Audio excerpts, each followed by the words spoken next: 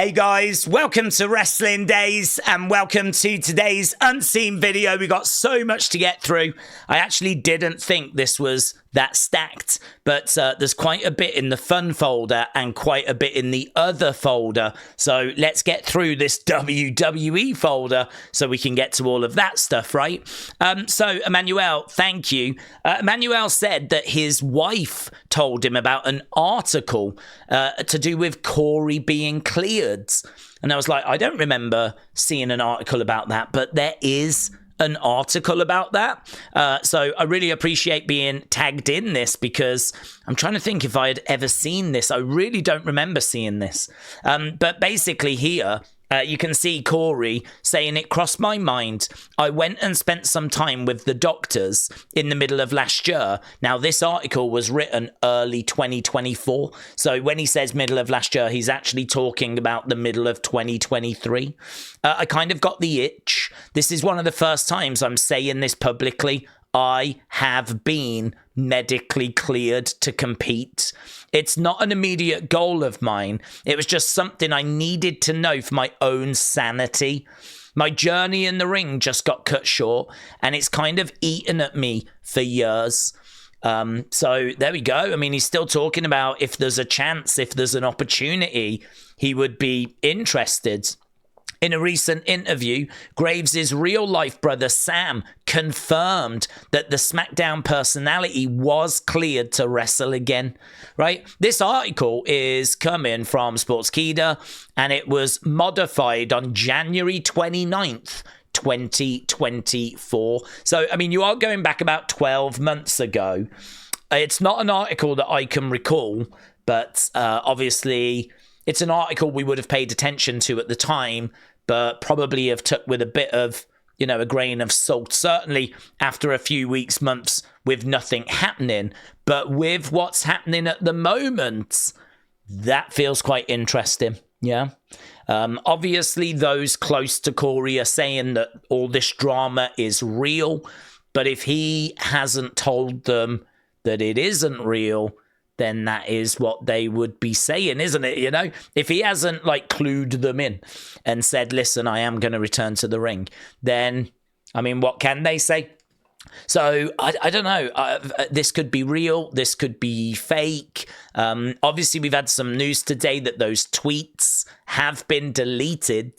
But again, that doesn't tell us anything, because if this is a story, then I would want those tweets to be deleted, because in real life, I would want those tweets to be deleted. You know, if WWE are really trying to sort this out, then they are going to want those tweets taken down. They're going to want this all dealt with behind closed doors, in private. Let's not have any of this playing in the public eye. So those tweets would have to come down. So if this is real, you take the tweets down. If it's a story, you just copy what you would do in real life, and that is take the tweets down. So the tweets coming down don't really help us. They don't really tell us anything. We know that he was removed from NXT, and so we found out today he's been removed from Speed, WWE Speed. I think we had Charlie Dempsey against Chad Gable, and it was Blake Howard that was actually doing the commentary for that. I don't know when that was filmed, but I'm guessing it was probably before SmackDown, something like that. And we know Corey wasn't there. So, again, I don't know how much we can read into that, because Corey's not on SmackDown anymore. So, I didn't actually think about Speed. I didn't actually think about, well, who's going to call that now? In my mind, I suppose, if someone had asked, I would have said maybe Wade Barrett. Perhaps they'll make Wade do it, but they've got Blake Howard doing it instead. So lots of bits and bobs with Corey, lots of stuff to be aware of, but nothing that can help us figure out if this is real or a work at the moment. Okay, again, just something to be aware of. Tonga Loa set to return around Wrestlemania 41. Obviously, he's been out since War Games. I can't remember if it was a pec or a bicep. He tore something, but they're looking to get him back around WrestleMania. Retro, shout out to you, just pointing out about Corey deleting those messages that we just spoke about. Master Taker, thank you. So, Marvin, Movie Monster. tagging this account. Now, I were quite far down the theme park rabbit hole here, okay? I don't know what sources are reliable in the theme park world, okay? I don't know if this is a good source or a bad source, so take it with a pinch of salt. But that park place are claiming that they have got exclusive interview that WWE's Wyatt SICKS house at Universal Studios Halloween Horror Nights is confirmed. They are confirming it. So here, look, Halloween Horror Night fans, get ready to rumble. Literally, that park place can exclusively confirm a major rumor that has been swirling around HHN enthusiasts. According to trusted sources close to Universal Studios, a haunted house themed around WWE's eerie faction, the Wyatt SICKS, is indeed slated for Halloween Horror Nights 34, coming fall 2025. This marks a thrilling collaboration between Universal and WWE, a partnership not seen in over 2 decades. And the reason why they say that is because there was a house themed before for The Undertaker. Undertaker No Mercy debuted over 20 years ago, spotlighting fan favorite characters like The Undertaker, Paul Bearer, and Kane. Right? So this was The Undertaker house.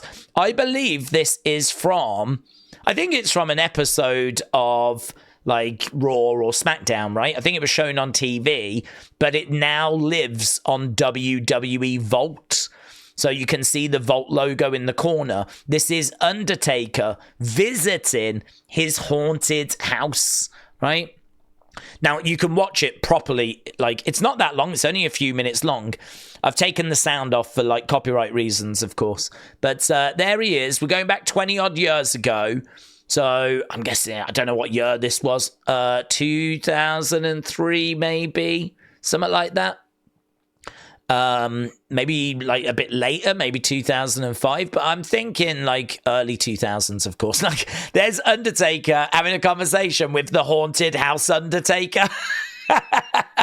I believe we have actually watched this footage on Unseen before as well. It is worth pointing out that I think we have seen this footage of The Undertaker go into this haunted house. There he is, look, walking through some chains. There's also like paneling on the roof, and it's got someone up there that I think looks a bit like Mick Foley. I think it's probably based on, there we go. Yeah, look at that. I think that might be based on like the Hell in a Cell, 1998, of course. And so I'm thinking that's probably Mick Foley up there, or meant to look like him. So anyway, look, what are we... That's the video, right? Only goes 2 minutes 29. What are we getting from this? Well, what we're getting from this is that if you're in the Orlando area or going to Orlando, there looks like there's going to be a Wyatt SICKS themed haunted house. First of all, on its own, that's really exciting news. The other thing, though, is there's no way you're going to put all that time and money and effort into a haunted house for the Wyatt SICKS and then not invest in the group. So this has got to be really good news for that group being utilized in 2025. There's a lot of concern because of the booking that actually WWE have given up on them or are going to give up on them, and that the Wyatt SICKS are just going to drift and we're not going to do much with them and all this kind of stuff.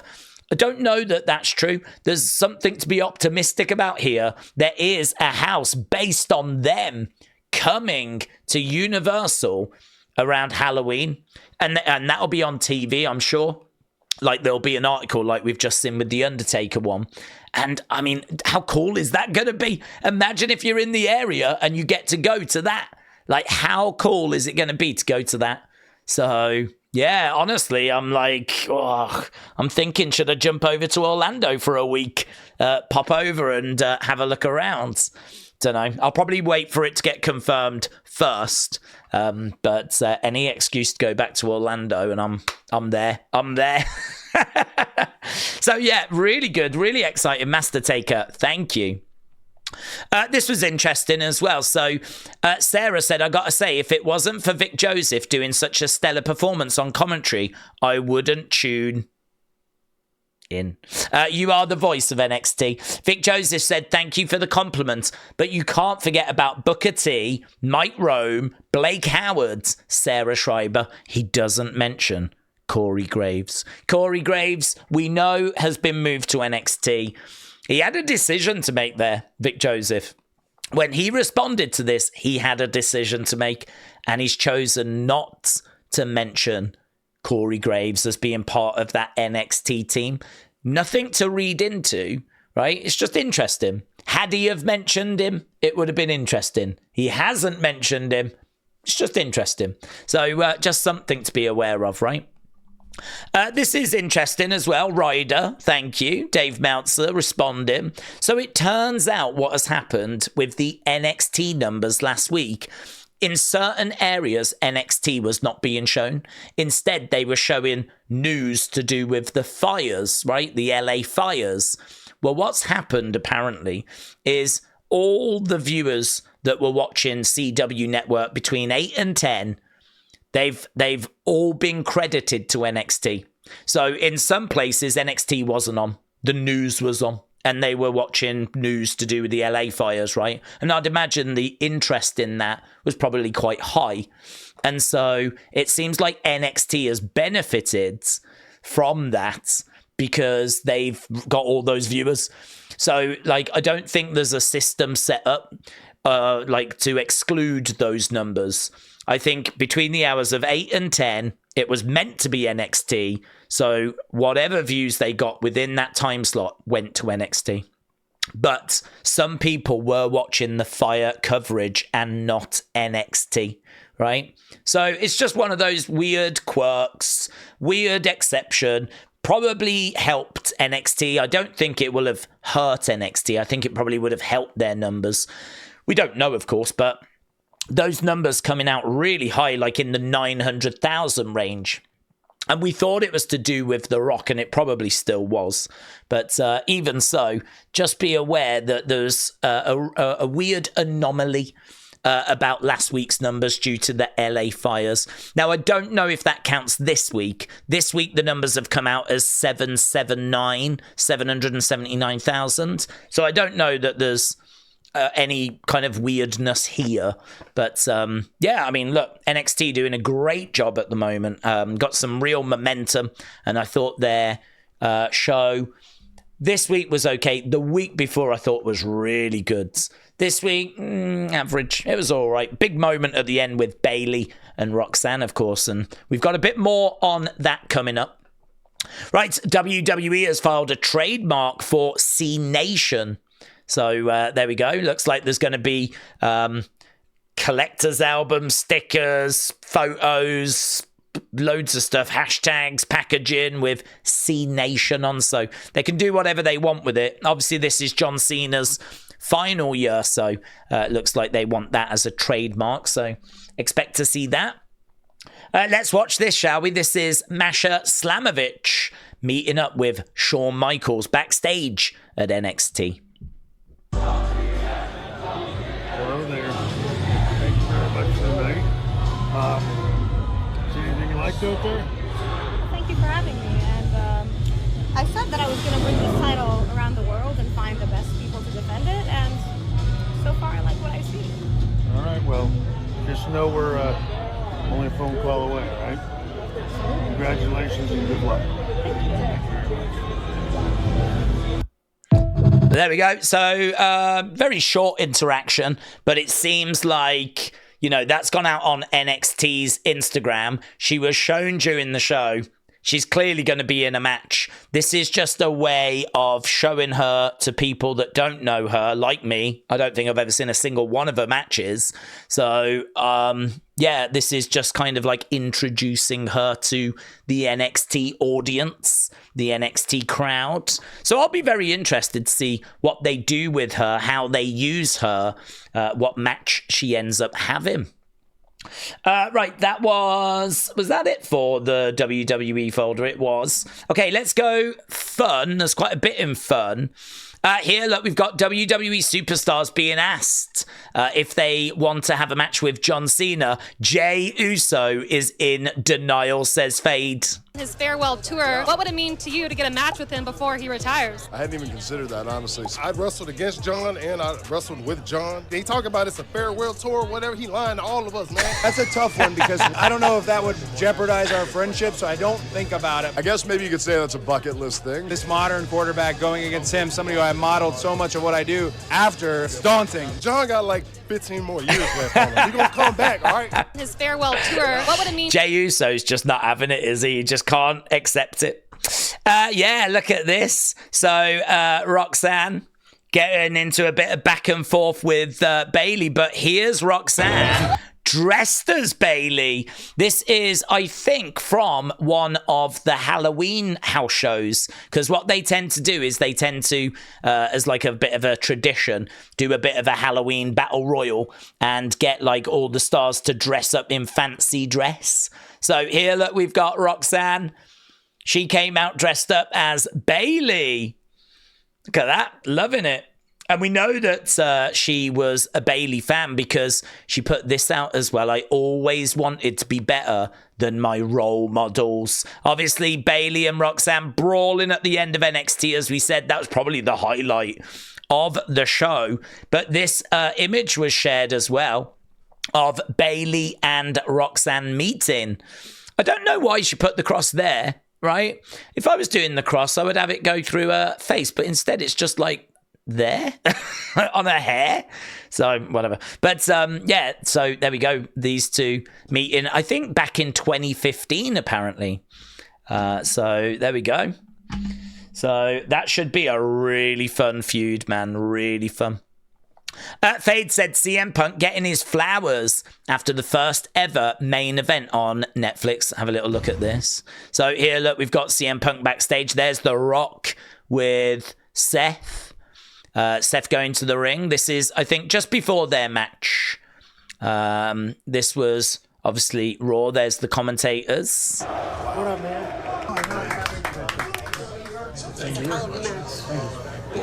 What a night. Making history again. Long way from St. Teresa.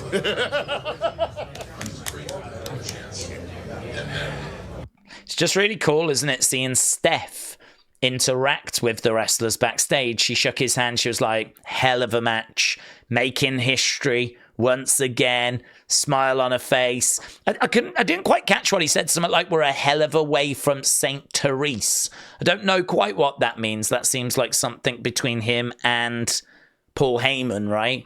But wonderful little glimpse behind the scenes there. So Fadeaway Media, excellent. Alan Cheapshot, yes, this is just a bit of fun.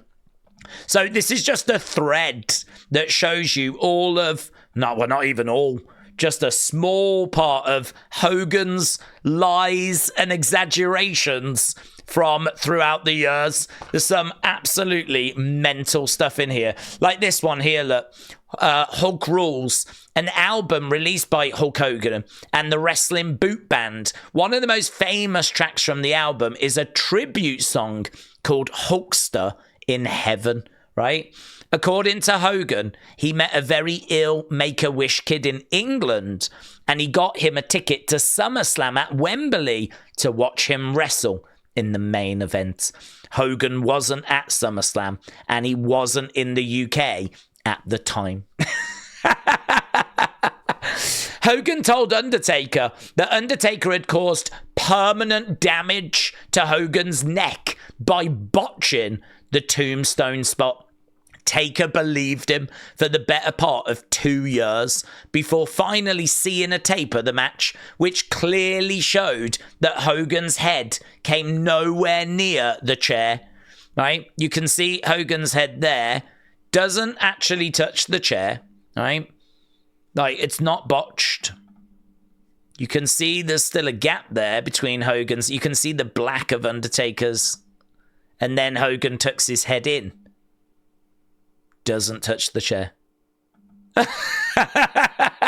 And Undertaker believed him for the best part of 2 years that he had botched it and caused permanent damage to Hogan. Just wasn't true. John Belushi sadly died in 1982, but according to the Hulkster, he was partying with him after WrestleMania 2, and that was in 1986. Hogan said he used to fight Pride fighters in the 1970s, but Pride Fighting Championship began in 1997. These are brilliant, aren't they? These are so good. These are so good. Like this one, The Wrestler, the film, right? The director apparently offered Hogan the lead role 3 times. Hogan claimed he turned it down because he didn't deserve it. Apparently that director categorically denies that Hogan was even considered for the role, let alone offered it 3 times. He wasn't even considered for it. Oh my God. Such a fun thread. I've retweeted that if anyone wants to have a bit of a laugh. Kind of work their way down Hulk Hogan's many, many lies.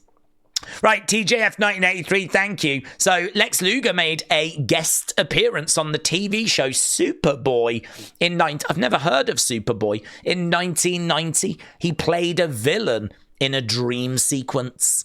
I've never heard of Superboy. I don't know what Superboy is. I'm guessing it's based on Superman, but it's just a TV show I've never heard of or seen. Apparently Lex Lugar made an appearance. Oh, look at this. So Brown666, shout out to you. There is Randy Orton, right? Dancing away. And he goes full on twerking in a second. I don't know what he's trying to do. Look at him, right? And then he spots that he's been recorded. He didn't know. He didn't know. Apparently he didn't know.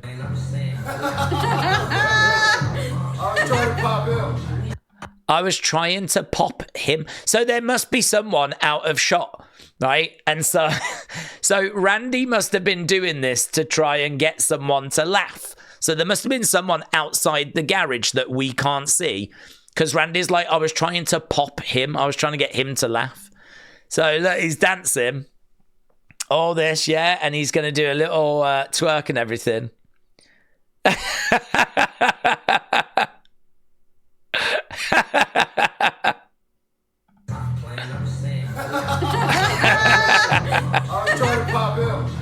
Very good, very good. Eric, shout out to you. Finn Balor, all banged up, but giving a thumbs up. He's not happy about it though, but feeling the effects of what went down on Monday Night Raw. Then we've got this from Asuka. So Asuka just showing, that's great. Look at that. Imagine if they did like Asuka's life, and like they like did it Disney style. That looks so good. So that's Asuka if she was a Disney character. That's Asuka if she was on the Cartoon Network. There she is if she was on Family Guy, and there she is if she was in Pixar. Really good, really fun. That I thought that was excellent. I know you can get these filters and you can put them on your pictures. That Disney one looks so good. It looks really good. So there we go. That was Asuka sharing that. Oh, this cracked me up as well. I think these are all from yesterday, to be honest. That Hell in a Cell was, so funny. But this, look. So Darren said it's funny that every wrestler in NXT has their own locker, right? Except for Gallus. And I never noticed. So apparently you've got Andre Chase, you've got Trick Williams, you've got Ethan Page, and they've all got their own space. But apparently Gallus have only got one space. So apparently like Mark Coffey, Joe Coffey, Wolfgang, they all have to share one instead of having 3 separate lockers. And Joe Coffey's like, it's a lot of shiz. No way. I didn't even notice. I didn't even notice that they'd put those 3 guys into just one very tight locker space. So yeah, well spotted. Very well spotted. Okay, you can have brunch with Natalya. It says, spend the best meal of the day with the legendary Natalya. Brunch, the best meal of the day. Who has brunch? But apparently, yes, if you get a priority pass experience for Elimination Chamber, then you can have brunch with Natalya. Right, Alex said, are we feeling her? So this is, I think her name's Bayley Humphrey or something like this. And this is obviously not a very flattering photo, a moment. There are better moments that they could have took a picture. But she looks good, man. She looks serious. She's got some decent size, and you can see, like, her shoulders, her arms. Like, this is that LFG show, and it's all about people competing, trying to get contracts. And I want to see this match. I want to see what she brings to the ring, because I mean, she works out, man. You can see she's got, like, shoulder strength, arm strength. Want to see what she's going to be bringing. So, unfortunately, as you can imagine, 280,000 views on this, 118 comments. There's a lot of stuff here that's not very flattering, right? But it's just the world we live in, unfortunately. But, yeah, I look at this and I'm like, let's see what she brings, man. She is bringing something different. And I'm down for that. You don't see people in the women's division, like, with muscles like that. She's pretty jacked. Cal, shout out to you. Yeah, so a bit of confusion doing the rounds today. So Odyssey Jones came out, didn't he, and did that video saying that he made allegations that he had been abused by his ex-partner. So his ex-partners made allegations. He came out and made allegations against them. Also, he got a court injunction against them as well. But the bottom line is, nothing has changed. She's still making allegations against him. He's just now making allegations against her. So we don't know the truth. We don't know what's happening or what's happened with Odyssey Jones, right? There's people running around saying that he's innocent now, and we just don't know if he's innocent, right? We don't know what happened. They're both accusing each other of physical abuse. And actually, to further that, the former partner of Odyssey Jones has alleged that he engaged in physical abuse against her. Her allegations are outlined in a police report from last year that has now been obtained by Post Wrestling, right? And further elaborated on during an interview. So, I mean, it depends how far down the rabbit hole you want to go. My feeling on this is that Odyssey Jones is no longer with WWE.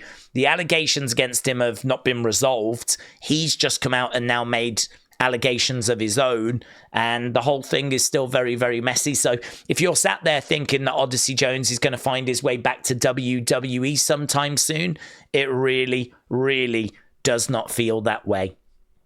Okay, Roman Reigns has acknowledged this, kids. So we looked at this video in a previous Unseen. This kid was watching and then heard Roman's music and immediately, boom, acknowledged. And Roman Reigns acknowledging in return. So, yeah, kid gets on the table, acknowledges. It's a fun clip. We watched it in a previous Unseen.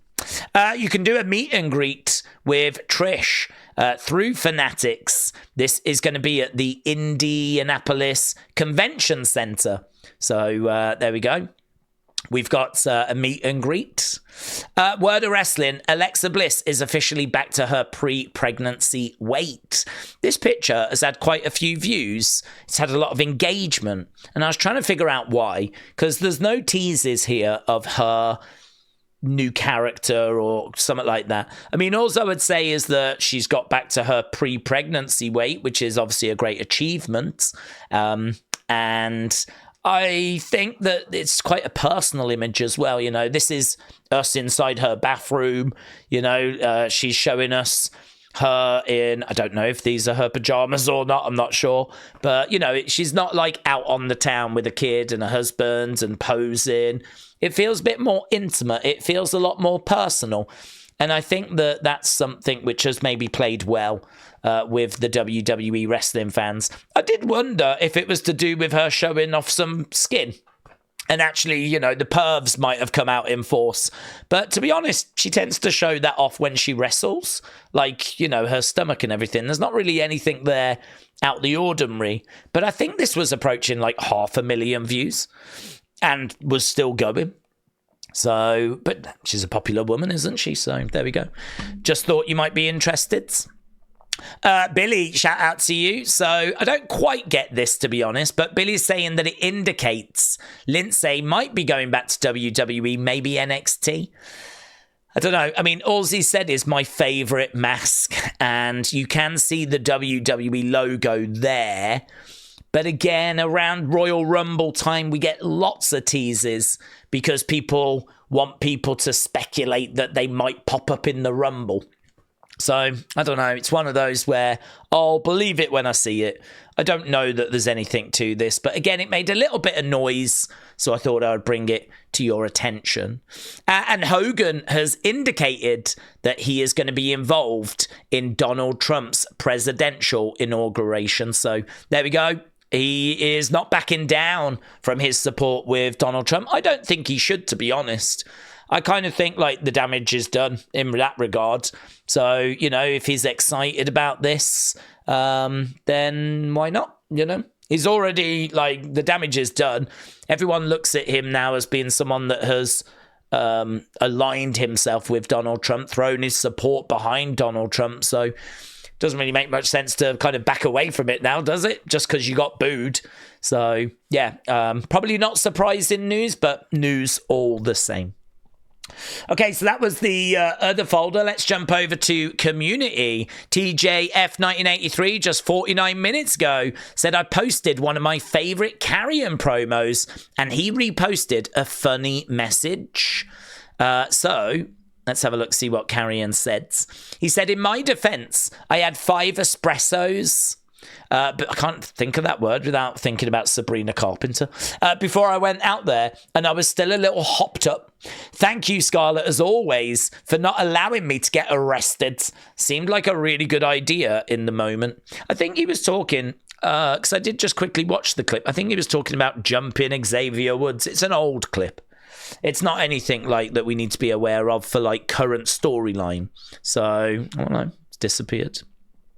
It's not anything we need to be aware of for current storyline.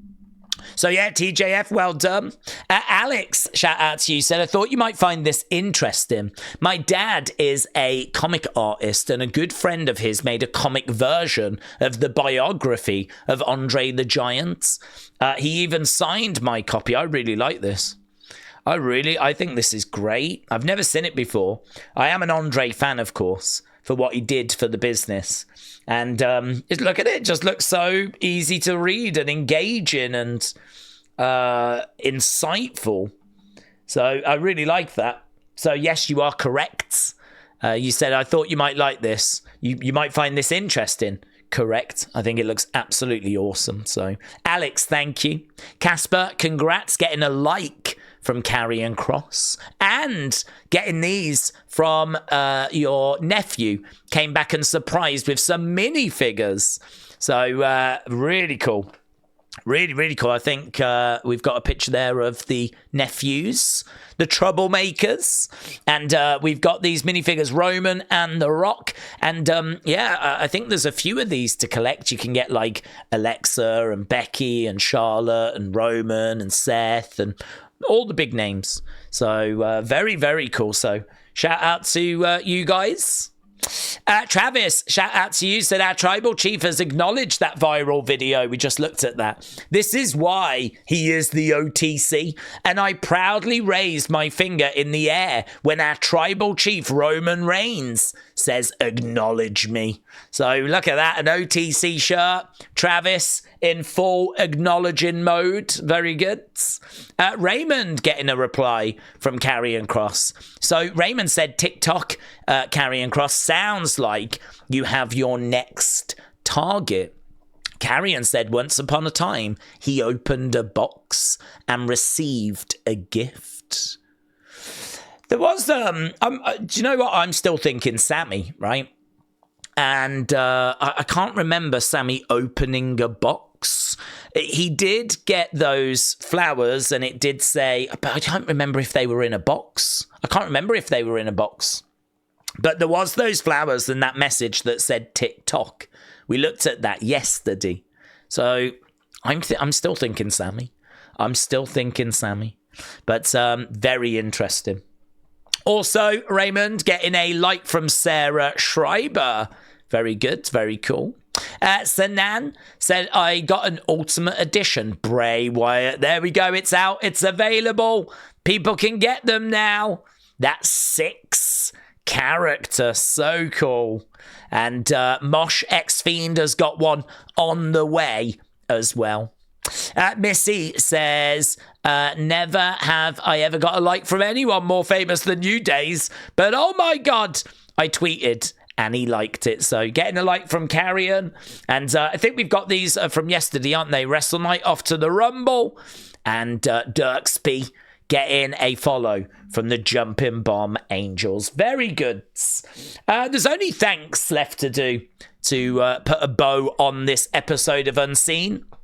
Let's do that and then get out of here. So Barry, thank you, my friend. Lynette, appreciate it. Billy, thanks for the retweet. Same with Samantha as well. Chris, thank you. Real Wrestling Fan, thank you. Male Tail Thongs, thank you.